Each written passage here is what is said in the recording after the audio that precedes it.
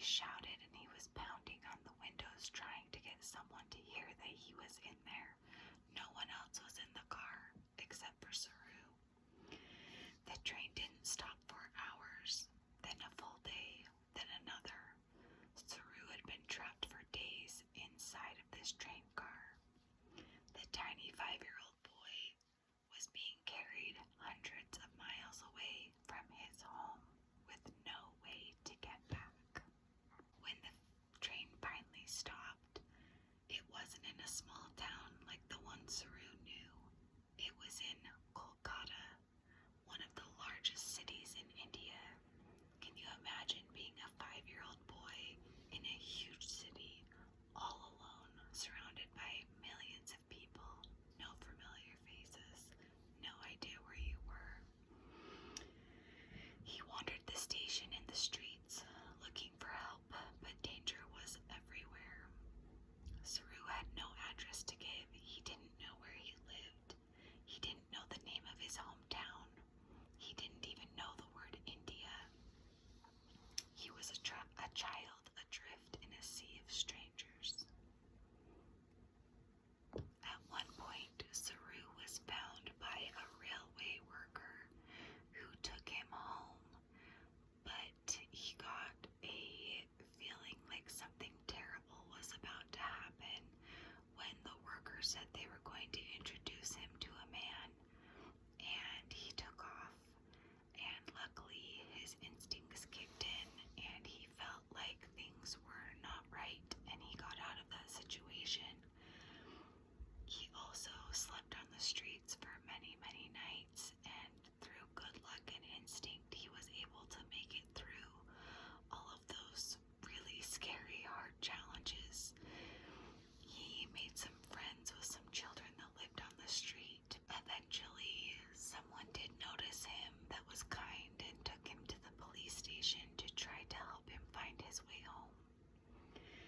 From there, he was placed in an orphanage. The orphanage was crowded and chaotic, but it was safer than the streets. The staff tried to find his family, but they had no name, no address, not even the town that he was born in, and no parents were coming forward because, like I said, he was hundreds of miles away. They couldn't find any train record that matched his identity. The search was impossible. So he went to this orphanage and they taught them how to behave properly so that people would want to adopt them. And as luck would have it, a couple from Australia arrived and said that they would like to adopt Saroo. They had seen his picture and something had just clicked, and he was the one that they wanted to take home to be part of their family. He was flown across the world to Tasmania, where he met his new family, and they loved him so deeply. They were kind and caring, and they loved Saroo more than anything. And just like that, a new chapter for Saroo began. In Australia, Saroo received warmth, stability, and opportunities he'd never had before. His adoptive parents encouraged him to do sports, to learn, to grow, to explore all of his interests. Even in this loving home, Saroo had memories of his old life and his family. That love never stopped. He had memories that lingered. A station with a water tower, a long road that curved a certain way, fields, buildings, his mother's face, him holding hands with his siblings and his mother.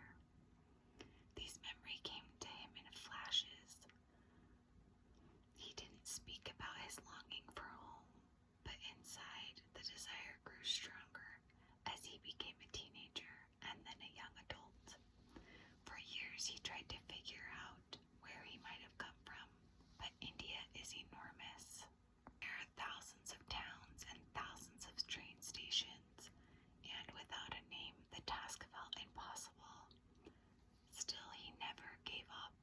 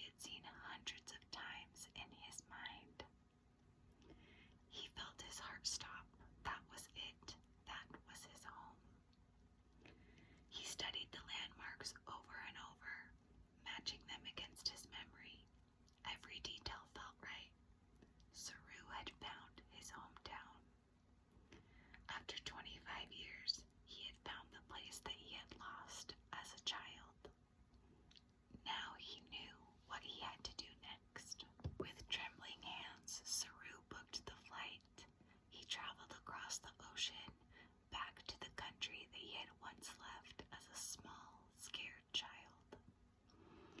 When he reached the town he believed was his birthplace, the sensation was overwhelming, surreal, emotional, and dreamlike. He walked slowly through the streets, his eyes scanning every detail. A building here, an alley there, sights that felt both familiar and strange. People watched him curiously. He explained using words he had practiced that he was looking for his family. He showed a photograph of himself as a child, and he told the story about the train, the orphanage, and the years abroad. A crowd formed and people started to talk. Someone recognized his face. Someone else gave a direction. A woman pointed to a nearby neighborhood, and off Saroo went to find his home. Saroo followed the path, his heart pounding. He found a small, weathered house, and a woman stood outside. Thin, gray hair, her eyes tired but gentle and kind. When she looked up at Saroo, she froze. Then tears filled her eyes. She recognized him.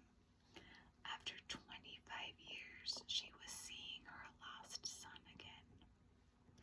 The two of them embraced, crying, holding on to each other as if time itself had folded in half and brought them back together. It was a reunion that stunned the village and eventually the world.